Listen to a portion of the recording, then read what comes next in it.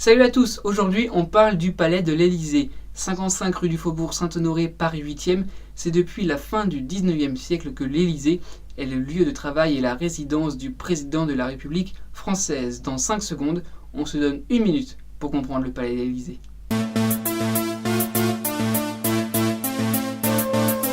Construit entre 1718 et 1722 par l'architecte Armand-Claude Mollet, c'est le comte d'Évreux Louis-Henri de la Tour d'Auvergne qui en est le premier propriétaire. À sa mort, le roi Louis XV le rachète pour la marquise de Pompadour, puis c'est le banquier Nicolas Beaujon qui en devient le propriétaire avant de le vendre en viagerie à Louis XVI qui le vend à Bathilde d'Orléans qui y habite avec plus ou moins de risques pendant la Révolution.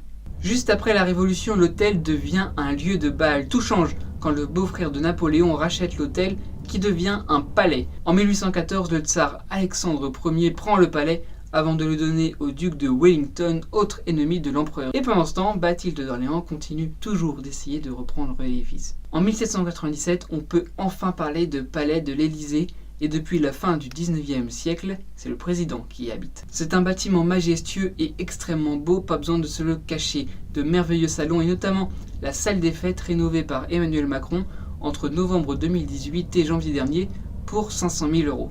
Envie de le visiter? Le palais de l'Élysée n'est ouvert au public qu'une fois par an à l'occasion des Journées européennes du patrimoine, à condition d'accepter de faire longtemps la queue dehors.